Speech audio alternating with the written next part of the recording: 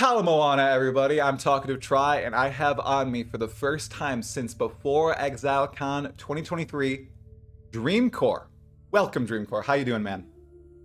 I'm doing good, dude. How are you? Everything's going crazy in the Path of Exile world right now. It is indeed. I mean, for Path of Exile 1, we had the League announcement coming up after an absolute banger for 323. And then for POE2, for the first time, it looks like we're going to have all the creators flown out since ExileCon. So they have a big content drop coming, man. I know after ExileCon, we've been chatting between us, like back and forth all the time. You weren't as excited about POE2 then. Is the hype building a little bit more? Because I know you are a hardcore POE1 guy. Yeah, I'm a bit more excited about it now, definitely. After all of the interviews and things, and just hearing a lot of the developer passion coming through, I think I'm much more excited for it now. I want to know some ascendancies, dude. I want the ascendancy information. That's what I need. Yeah, ascendancies. I mean, that's the part that I think can make or break the game right now, because there's gonna be 36 ascendancies, right?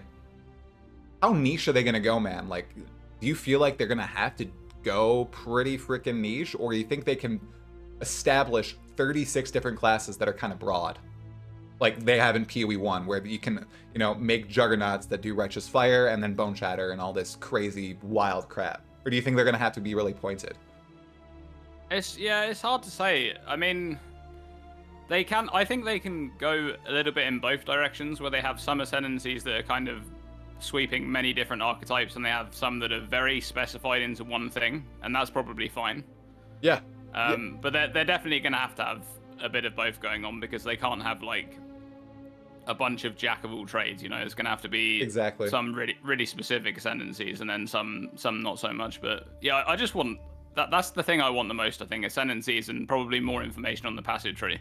Oh, 100%. That's one of the big things that they've essentially established as changing massively, but we don't actually know how it's gonna change yet, right? We know that we're gonna have dual specializations, but beyond that, man, like, what do they mean by changing massively? Do they mean removing content, as in like cluster jewels? They might be gone. Are jewels gonna be in the game? I don't know if those have been confirmed, or like keystones gonna be swapped up. We know masteries are gone, but can you think of any other ways that they might swap it around? Like, we're not gonna get something like Wolson, where the passive tree actually shifts, right?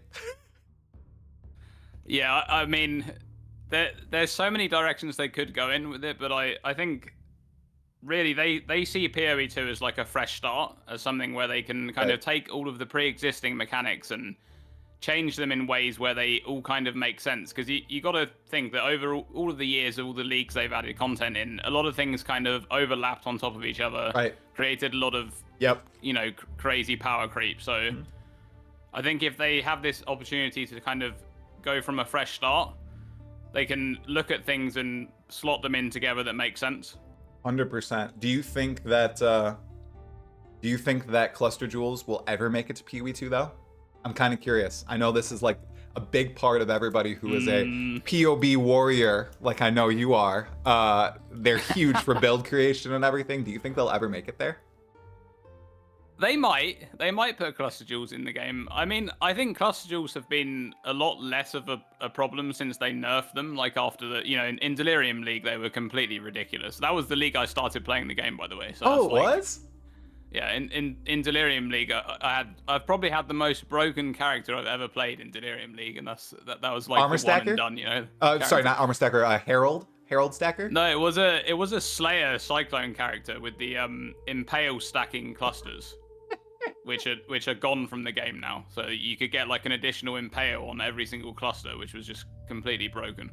From the moment that you were in the game, man, were you always like diving into the build craft aspect of it, or did it take you like a few leagues to like download POB, look at everybody's builds on the forums, and start to study all this stuff? I'm kind of curious. I think I had POB pretty soon after starting.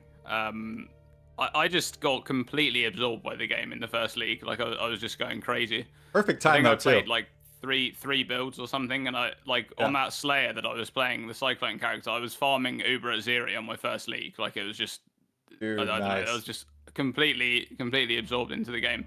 Yeah.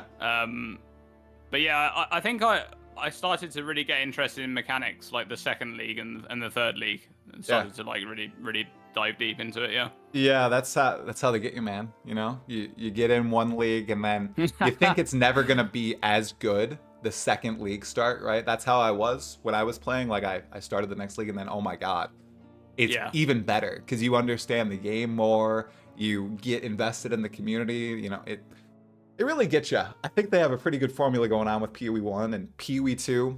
Really, with the shift, I think you mentioned it right at the start. Them actually talking to us again is so huge and instilling people's confidence in what they're doing with POE2, right? Like Jonathan being on that definitely. subreddit and actually talking and doing all these interviews again. I mean, this is like the interview tour that they did when Expedition came out, and it was absolutely just damage control, but it purely positive. Like Jonathan's not doing this with any cleanup intentions, right? He's doing it purely to get people excited about the game and teach them about the game. It's pretty nice. I mean, I love the interviews back with Expedition as well, because I think even though, like you said, it was damage control, there was a lot of information that came out of those interviews that I think gave people a lot of confidence in the direction of the game. Like a lot of the decisions that they made in Expedition, they made them for the right reasons. And I agree with you.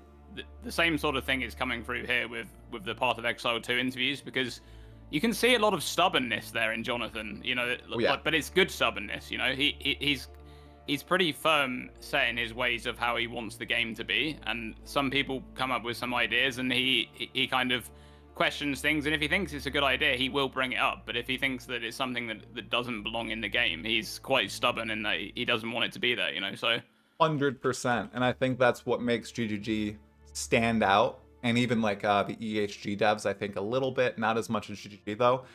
It's what makes their game original, right? I don't know who I heard it from first, but this isn't original, you guys.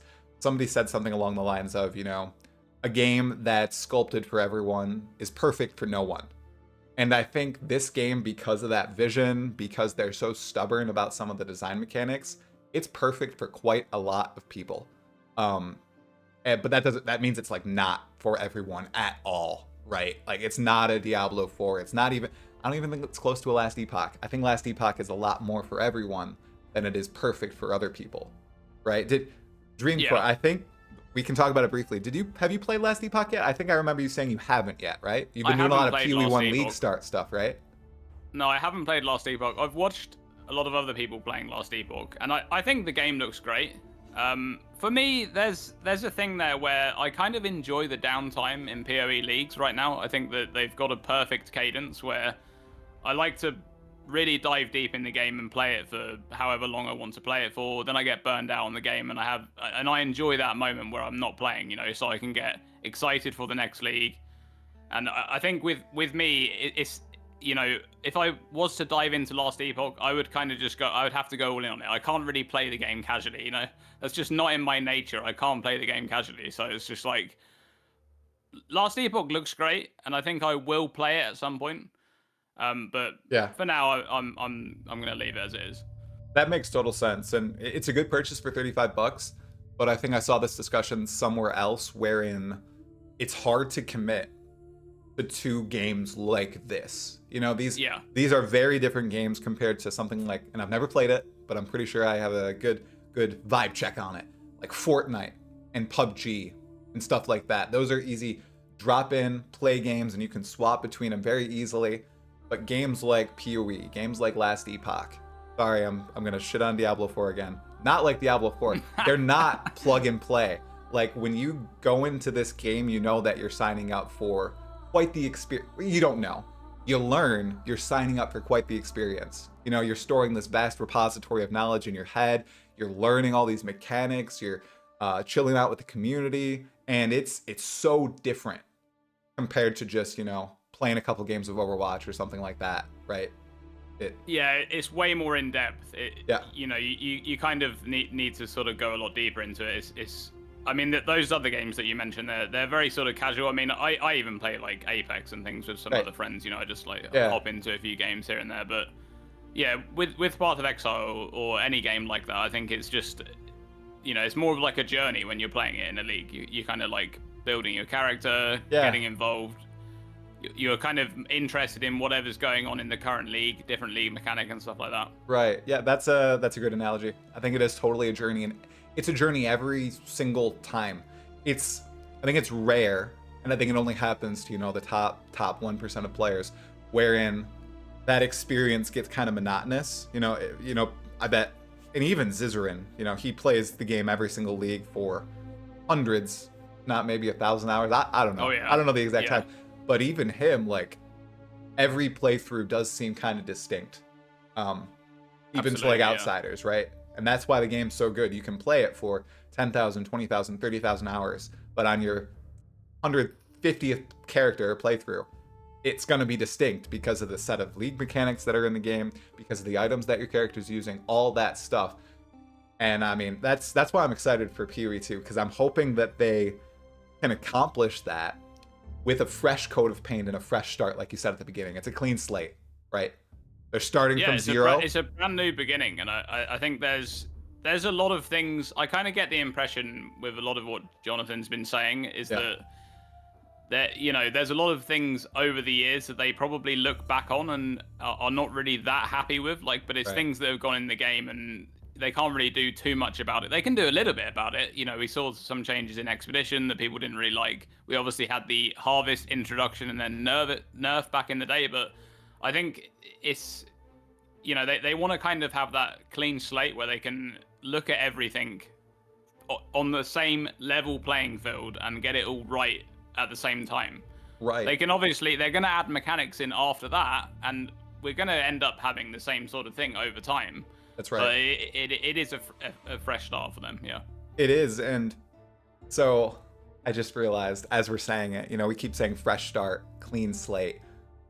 I think that's true in a sense, but in a much better way than any other franchise. Here we go again. Diablo 1 to 2 to 3 to 4. Different people designed pretty much all those games, right? They, of course, should take the lessons learned from their predecessors and then reflect them in future titles, right? Not necessarily happening. With POE2, Yeah. Jonathan Rogers, he was there in 2006 when they started working on POE1. He's been there the entire time, right? A lot of these people on this team have been there working on POE1. They've learned all these mistakes. They know what not to do and what they should do, and they constantly have new ideas. So it's not so much as a clean slate, but it's like a take two, like a serious take two.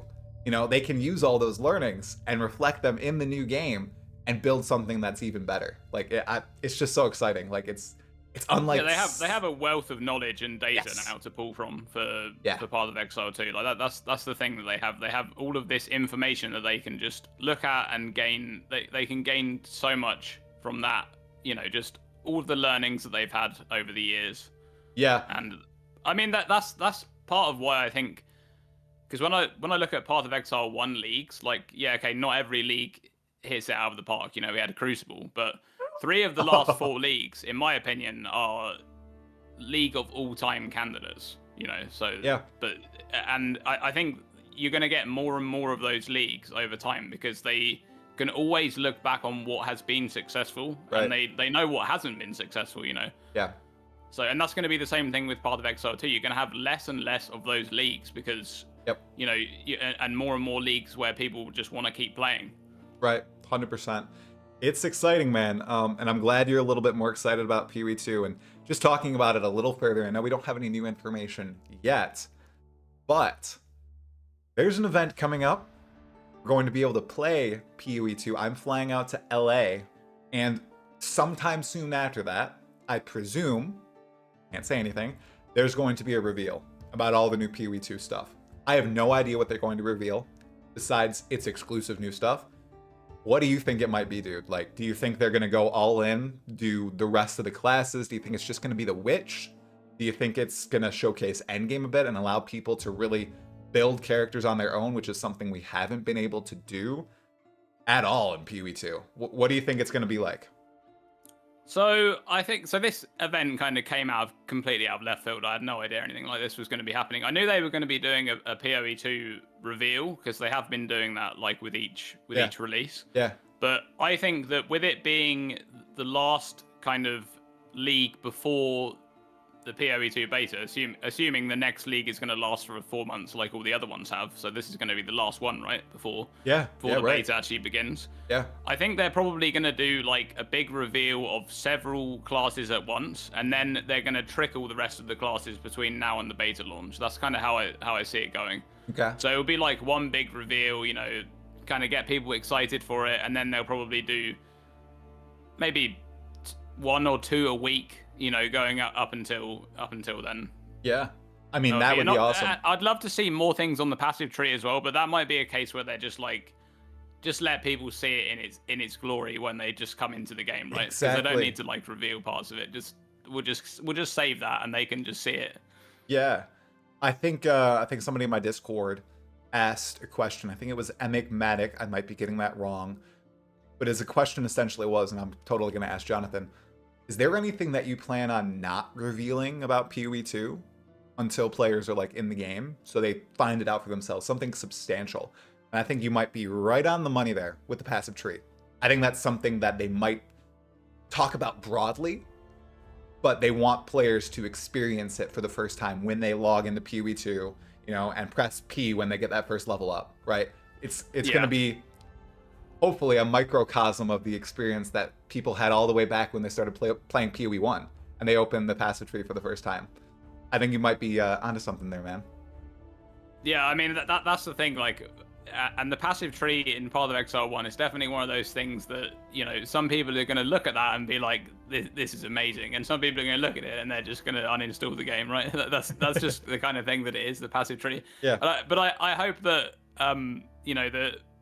the different systems that they're having in Path of Exile 2, like the things like, for example, the weapon swap thing is just something that is just, that's just next level, the weapon swap tech. So things like that, I think there might be more of that kind of thing with the passive tree that they haven't unveiled just yet. Like more little tech things that they've been adding in, which not necessarily like new additions to gameplay or something like that, but it's like something that makes the game a little bit more easier to interact with. Exactly. Yeah. I think that's totally true. In that space, the whole weapon swapping system. I mean, like in the Ascendancy duel that I did with Silver, he had a node that like said, "Oh, you can have 3 different weapon sets." Oh yeah, I love that one. Yeah, there's going to be I bet those are going to be interactions. There's going to be unique items that say something along those lines, or I bet there's going to be something that limits you down to 1 weapon set, but maybe it buffs your weapons tremendously just using the skill tree itself and not relying on, your weapon being good. Each one of those little features that they add, because this is PoE, then adds, branching possibilities out. And that's, it's so cool. Yeah, I'm also interested to see how much of the 2019 ExileCon is actually still canon, because there's like that they showed off the 3 Ranger ascendancies, and from what I can gather, only one of those ascendancies now, I think it was called the Tactician, really makes sense as a Ranger ascendancy anymore, and even that one maybe not. Yeah. Right, because the one that it has like a werecat, that's probably going to be a druid thing now, I'd guess.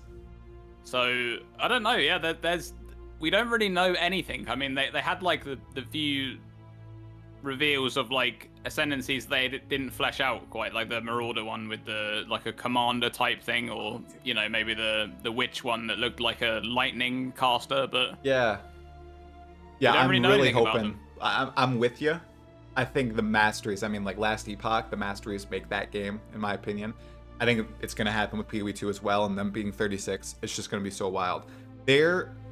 People can give them all the crap that they want, but they are just such good designers, and there's so many creative people there, and with the capabilities they have with like the new engine and starting from scratch, I mean, some of these ascendancies might be wild, dude.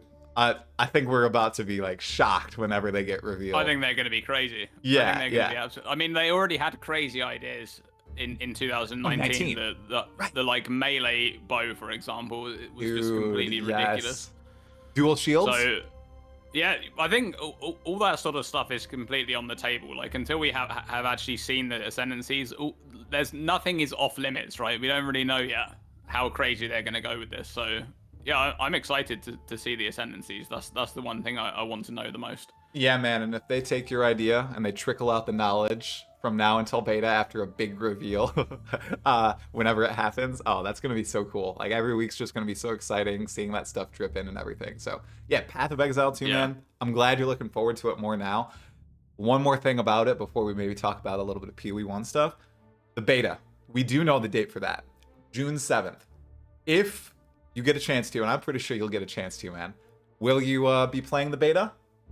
Oh yeah, 100%. Yeah, I'm really excited to jump into that game. I think is one of the things that I'm really looking forward to with POE2, like being who I am, is just the game has a bunch of new mechanics. Like I don't know if people are aware of this, but so many of the mechanics are changing in POE2. You know, yeah. A lot of the ailment things are changing. Yep. Stun is changing, for example. There's just a bunch of mechanics that are getting completely overhauled. Yep. So it's going to be a little bit weird kind of separating the two games, especially I think if you play both of them and you kind of, you know, you're going to have like muscle memory of this is how it works in one game, and then you're going to go to the other game, maybe you don't play it as much, and you're kind of like, you know, you're taken back a bit. You're like, oh, that's how it works in this game. But yeah, that's going to be something that's really fun, I think. Diving into the new mechanics, yeah. I, for one, am excited for all the people confused when they click on POE2 build guides and they're like, I'm playing POE1 though, or vice versa. I just know it's going to happen, dude. Oh my gosh. Oh yeah, gosh. It's going to be crazy. Yeah, it's going to be good. I see some people asking in the chat, who am I talking to? I'm talking to Dreamcore right now. Guys, if you haven't already, go check out his channel. He does excellent rundowns of basically all the mechanics and awesome builds in PoE, and he does it far better than anyone I can think of on the scene, and definitely way better than me. He's far more mechanically skilled. I'm not in that sphere. This dude is, and he knows his stuff when it comes to hyping up PoE2, as you can probably see. So, God damn, I couldn't do a better intro than that. Thank you for that. Oh, no problem, man. I think Klopso just linked the channel, so go ahead, check it out right now. I think now we're going to be moving a little bit to POE1. That was a lot of POE2 talk. We know a new POE1 league is coming up, and we just had Affliction, which a lot of people see as one of the best leagues of all time. One of the reasons is of course because rewards and currency is dropping from the sky. I think that now we've beat out the number of mirror posts I saw from Forbidden Sanctum last league from Affliction. That's crazy. And I know you had quite a fun league as well, dude. How was your Affliction? I saw you were popping off with your new builds. I saw you were in the Gauntlet doing well. Just how did it go for you? Yeah, Affliction was a lot of fun. I think, as I said earlier, Affliction is one of those 3 of the last 4 leagues that is definitely a league of all-time contender. And for me, it wasn't so much about the crazy loot and stuff. Like, don't get me wrong, that sort of stuff is fun. I know that people enjoy like the loot explosions and things, but yeah, for me, it was the Wildwood Ascendancies, the tinctures, the charms, the new Spectre corpses, and of course, the biggest thing was all of the transfigured gems. Like that stuff is just absolutely insane. I was looking for a meta shift up for a long time. Yes, and so I know. that, you know, the transfigured gems were huge for me, and I hope that they continue to add transfigured gems every league. That's just yeah, it's a great league, and it's good for all of those things that came in. I don't think that a lot of those things will be sticking around. I think that's one thing that's the most interesting for me with every league that comes by, especially the good ones like, you know, Trial of the Ancestors and things like that, is what is going to go core in the next league, right? Right. So for Affliction, for me, it's really interesting to look at what's going to go core. I can't see tinctures going core. Charms are not going to go core.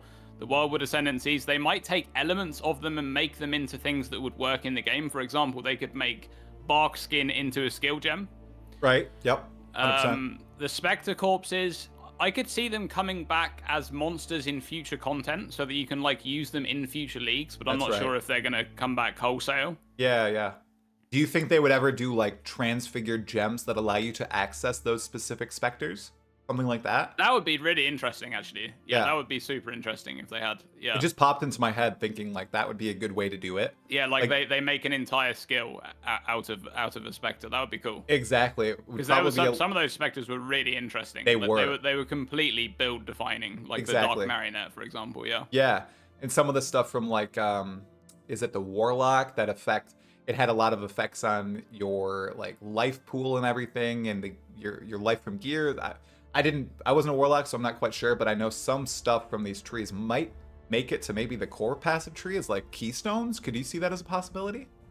Yeah, that's definitely possible. Like, for example, the Warlock that had the blood magic bronze. Yes, that's right? what it was. Yep. And there was I think it was 50% life reservation efficiency of skills. Right. I think, okay, so my personal take on that is that should actually just go straight onto the blood magic keystone. Blood magic is very, very weak right now, and it has been for a long time, and Right. it just needs something like that. Just slap that on there. Like, that is Heck totally yeah. fine. Like, auras are completely broken. Everybody knows it. Every build just stacks as many auras as they can reserved against their mana. Yeah. So putting something like that on blood magic, I think, would be really nice. Yeah. Yeah, that'd be One good. thing I could see from Affliction going into the core game is the boss fight, the King in the Mists. I think they could Yeah. put that into the game as like a rare map drop, like a unique map, and then that way they can get all of his unique drops into the game, right, and have them as. So you know. that's what Bystander 85 just said. That which was taken, jewels go core. I don't see charms going core. That which was taken, though, I mean, that's quite the drop, and that's quite the chase item. And I think, Yeah, I can see that. Yeah. And also all of his other items as well, like the body armor that gives gem levels and is it the weird amulet? staff and stuff. Yeah, the amulet that gives you all the life or mana or whatever. Yeah, that's all those things are interesting, and they're pretty build defining as well. Like, for example, the amulet, I love that because you're forced to build in a way that you'd never ever do in Path of Exile. You know, you're just sacrificing all of your gem sockets to gain a bunch of stats. So yeah, they're all pretty fun items. Yeah, somebody else just said Logan Luther, King of the Mists as a ritual boss, not a unique map, but a rare encounter with rituals. That would be a buff to ritual. Yeah, it would be a buff to ritual. Yeah, they could do it similar to Ultimatum, where it's like you have you have this thing right at the end of the encounter. Suddenly there's the boss. You know, it just pops up, or maybe his portal pops up or something, and then you go and fight him. That would be fun. There you go. That's a good idea, you guys. Let's keep cooking. Let's hope GGG takes note. I mean, they probably already have if it's going to be put into the game, they probably know how it's going to be put in. I think they're probably making that final decision on, do we add TWWT to the game or do we leave it out? Because I mean, they need to nerf it a bit though, right? You think? Well, like, okay, so here's here's the thing.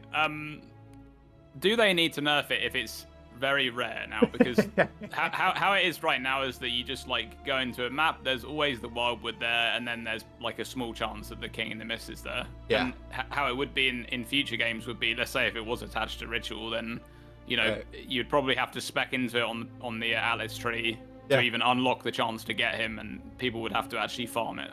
Yeah, that's true. Oh, I think it would be a great drop. I think they need to add it. Definitely, I know some people are saying that it's uber broken, but come on, you can say that about a lot of crap in Path of Exile being uber broken, you guys. Come on, let's go. Come on. And a lot of rare drops, like something that I would love to someday get. I don't think I'll ever get it unless I go hard in a trade league, is Oriath's End, the flask from Cirrus. Oh yeah. I always see that as like being uber broken, and It is. Man. That's a completely broken item. There's a lot of items like that, like Nimis, for example, from Eater of Worlds, Eater of Worlds drop. There's things in the game that are just like, you know, they're completely busted. There's like almost no downside to them, right? Right. 100%. But I think those sort of things have to exist in the game because, you know, you need these like ridiculous chase items that are just like, you're just all powerful when you get it. Yeah. Right. Yeah.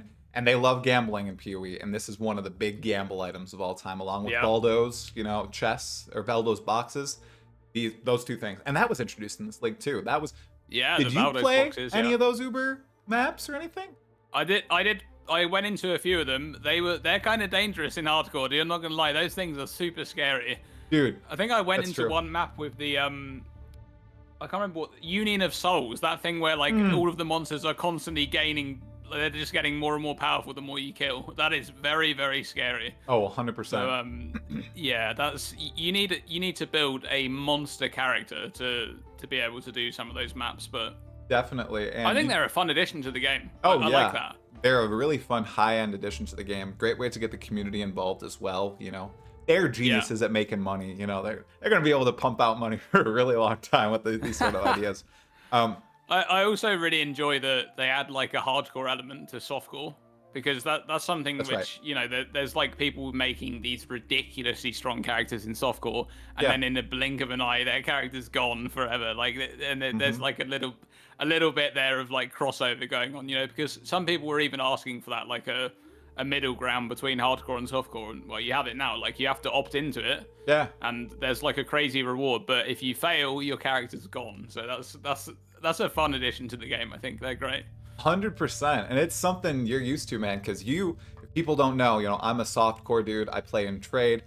Dreamcore, though, is hardcore SSF most of the time, right, dude? And you were in the gauntlet, and you got top position in one class, is that right? Or No, not in the gauntlet. Not in the gauntlet. In the normal league, I took a rank 1 Inquisitor in the rank 1 Inquisitor. Found, yeah. That's awesome. In the gauntlet, I didn't play much of the gauntlet. I enjoyed what I did play, but I didn't play much of the gauntlet. I played a Scion to level 91, I think. It was pretty fun, but it was on Scion. It was pretty rough. I'm not gonna lie. Right? Yeah. First character, no twink, all that stuff. That's crazy, dude. Yeah. Scion is not great, but yeah, it was. I love the gauntlet, by the way. That's something that I think I've missed as well a lot, because we haven't had one for a while. And, you know, having one come back this league was really fun. I think Ziz talked about it being like a once every other league type thing now, but we'll have to see with POE2 coming in, because they might just like can it all together and then bring it back in POE2 when they think the time is right. Yeah, I mean, I can't even imagine a POE2 gauntlet. The modifiers, that's a big discussion, and we don't have to have it now, but like the modifiers and how they affect these boss fights that we're seeing, what the heck is going to happen there? That's just going to be ridiculous. It is. Like, especially any speed increases, just oof. Yeah, it's something to think about. What's your thoughts on the bosses in Path of Exile 2, like their health and things being reset when you die? What's your thoughts on that? I'm so here's something coming from Last Epoch. Huge fan of this dude. I love the 100-0 fight. I think it's so much more compelling knowing that you need to either outplay the NPC, the boss, or just know exactly where you can push your limits on these fights. It adds that element that you were talking about, you know, hardcore in softcore with the Valdos maps. It kind of does that with each individual boss fight. And I love that. I'm not losing my character. I'm not at risk of that. But I need to actually outskill the boss or just completely overpower said boss. Instead of, you know, oh, I got hit by the Maven laser. Oh, I'm dead. Okay, well, I got 5 more tries. It's totally fine. I'm a fan. What are your thoughts on him? I think so. For me, it doesn't really change, because usually when I play if I'm doing a boss fight in hardcore, it's usually the case that I have less damage than like the average softcore player, but I'm just way more tanky, so I can, you know, occasionally I will get a hit, but I'm not dying from like, you know, some hits or whatever. Right. But the problem that I see with this, and it may not be a problem at all, but I just see a little bit of an issue there where a new player gets stuck on a boss. True. And their build is kind of bricked, right, to the point where they basically can't do the boss. Yeah. And they're just completely stuck. So that's one thing that I thought about when I saw that. But it might not be a problem if they can introduce people to the game better than they do in Path of Exile 1, it may not be a problem. That's right. I thought about this. I don't remember which video I was talking about. I think it was in my Voss video. If they design the bosses well enough and they telegraph exactly where the player is failing, you know, whether it's, you know, a big fire attack keeps killing you, you know, and it's almost unavoidable. Maybe it's not that you can't avoid the attack, right? It's that, oh my gosh, your fire resistance is 10%. You need to go improve your fire resistance. If PoE is always going to rely a little bit on the intuition and the drive of the player to go and search out what is wrong with their build. However, PoE currently does a bad job of really telegraphing where your build might be going wrong. So I'm hoping if they improve a little bit on that in POE2, that it's going to push more and more new players to go and search out, okay, this makes sense. This is what's wrong with my build. I understand what's going on here. Because right now, man, the example I used was new players going from Act 5 to Act 6 for the first time and getting absolutely torn apart by the Karui in that first area with all the elemental stuff. Right. That is ridiculous. You're not going to know. Yeah. There's packs of monsters attacking. You're just like, oh my God, I don't know what's going on. They're just killing me. But if you're fighting up against... I've died there several times. Right. It happens to me too. And if you're fighting against one big monster and you're dying from the same, like elemental attack or a big physical damage, it's like telegraphed to you. Perhaps that'll help push new players in a direction to improve their character. But I totally in agreement, man. Especially because PoE is blocked behind bosses, a lot like act bosses, sort of like Dark Souls. I've never played it before, but I know that can actually absolutely just grind people's gears and make them quit the game if they just keep hitting this wall and they can't surpass it. Yeah. I wonder if they're going to do any kind of death recap in PoE2. I think that would be one feature that they could reveal that people would just be absolutely ecstatic over. Some kind of death recap that it doesn't have to be very in-depth either. I think it could just be because I know that one of the things that they brought up whenever people are asking them about that, they kept saying, in Path of Exile, oftentimes it might be that you die from an ignite, but there's one hit that comes in right at the end, and that's what actually kills you. And then the death recap says it was this tiny hit for 100 damage, right? Yeah.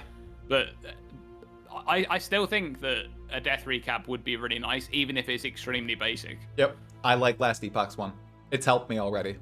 Yeah. I'm a big fan of it. So if they decide, and Jonathan even said, I think in a recent interview, they can get 90% of the way there. It's the 10% of cleaning it up and making it actually super good that they're worried about. Come on, Jonathan, just do the 90%. Come on. I know he's a perfectionist. I can hear it in his voice when he's talking. Just do the 90. I think so many people, like you said, Dreamcore, will be completely satisfied. So I do hope they bring that in. Dota 2 has a really nice death recap. Bystander 85. Totally right. Totally right. Love Dota 2's breakdown. Yep. Okay. That was a good little tangent on POE2. I'm so excited for the bosses, dude. That's one of the big things. And just the 100 to 0. Oh yeah, the bosses just look amazing. They After look playing so much Last more Epoch, interesting. You 100 to 0 in that game too. I really like that compared to POE. Yeah. Okay, so going back to POE1 just for a moment. The 3.24 coming up. When we last talked, man, before ExileCon of last year, we had predictions for 3 points. Oh yeah. What was it? I think it's like 7 months since we talked. I think. Yep, it's been a long time. We had some pretty big predictions there. I think mine was, Zana's coming back, and there's going to be an Atlas update. Do you remember yours, and do you have any big ones for 3.24? Stuff you are. I remember one of my predictions was 5 or more Ascendancy reworks, and I think there was 2 in that league, and then in this league there was none, and they kind of broke the chain of doing a lot of Ascendancy reworks every league. So, right. I'm okay. It's not really a prediction, but I just hope there are Ascendancy reworks this league, because there are still Ascendancies that are in dire need of reworks. There's 4 that there's the Raider, the Gladiator, the Assassin, the Berserker. Those 4 are kind of in desperate need for some kind of rework. Yeah. Some more than others. So just please give us at least one of those as a rework. That would be amazing, or several. Yeah. But other than that, I mean, I kind of hope we get more Transfigure gems. That's going to be, I think it's going to happen, really cool if we do. There's a lot there's a lot of skills that don't have Transfigure gems yet, right? So yeah. So I think they're definitely going to add that. Yeah. And then the league mechanic, I mean, it's always a complete wild guess going for the league mechanic, but right. I think some kind of crafting league would be interesting, because we haven't had that for a few leagues now, so that would be kind of interesting if it's less loot based, but maybe you get some kind of powerful crafting mechanic coming in. Okay. Want to hear my bold prediction, dude? Totally gonna be wrong. Go for it. Testing ground for POE2. They always say they want to do that. Last league before POE2. What's the big thing that they just announced about POE2 trading? POE2, it's trading. Gold. Yep. I'm wondering if there's going to be some sort of league mechanic that has to do with markets and merchants and maybe some interplayer trading where they give it a test run. Maybe not the full gold system, but something akin to that. I think it's that possible. Would be really interesting. Yeah, that would be super interesting if they. I mean, in a lot of ways, a lot of the mechanics that they have had in past league mechanics are things that they have been testing for POE2, and you can even see that in like different implementations in POE2. So I think because you got to remember, like it's actually crazy to think, but they've been working on POE2 all this time. Every league, like even going back as far as like Heist and Harvest, like all of those things were after POE2's announcement. So yeah, everybody is attacking me and saying it's just Parandus League. Okay, imagine Parandus League, but better with more merchants and interplayer trading, like with this currency. That's kind of what I'm trying to imagine. But yeah, dude, they've been working on it since 2018. I mean, that's that's 6 years of development, dude. And they already had the engine built. They already had a ton of game knowledge. Like this is gonna be substantial. Enigmatic in Twitch chat is talking about the Atlas update that we've been due for a while. Okay, so for a long time, I thought we were going to get an Atlas expansion for like the last 3 leagues. Basically, it was due in Crucible, didn't happen in Trial of the Ancestors, didn't happen last league, or this league, I should say. And I think that realistically, there's going to be no Atlas expansion until post POE2 launch. Yeah. Because they're just pooling all of their resources into Path of Exile 2. Right. I'm in agreement now with you, man. I was on the Hopium for quite a while there. It's gone now. I'm gone. There's no Atlas update. I don't think coming. No big one. Yeah, because I just think half of that is that they don't want to put something half baked into the game, right? Like the last update was 2 big bosses. They went from 1 with Maven to 2 in 317 with Exarch and Eater. And I think they don't want to kind of put something half-baked into the game. It doesn't have to be like 3 bosses or 2 bosses or whatever, right? It can be 1 good boss. I don't think anybody would really be that mad if it was just 1 boss, as long as it's really good. Not at all. But it has to be good. So they kind of... I don't think they want to put in something half-baked. And if it is the case that there's a skeleton crew of developers working on Path of Exile 1, maybe they just don't have the resources to be able to put that type of content together, right? In a timely fashion. So the skeleton crew indeed for POE1, and I think that's a good place to end the conversation. When POE2 launches, Dreamcore, they said that POE1 development will continue in full, and it will probably be bigger than it has been in the past 4 or 5 years. Do you trust GGG on this? Do you think that it's actually going to be, a big POE1 league, big POE2 league? They're going to be split pretty equally. Of course, they're going to want to push POE2 because it's the newer, better looking one. But the big POE1 leagues will make a return. This is a good question. I'm a little bit cynical on this because I think that realistically, from a business perspective, it just doesn't make sense to develop a lot of content for a game that is diminishing in player size and diminishing in the amount of finance that it can make for the company, right? So if Path of Exile 2 is a massive success and people start to dwindle on Path of Exile 1 and the player numbers are going down, there is no reason for them to continue to make big releases for Path of Exile 1. It doesn't mean to say they won't keep doing leagues, because I think they will keep doing leagues, but I just think we'll see probably things like we have done in the past where they bring back old leagues and like slap them together, and then they, that's like they run that for a few months or something like that. 100%. However, there is a reality there where when Path of Exile 2 does come out, it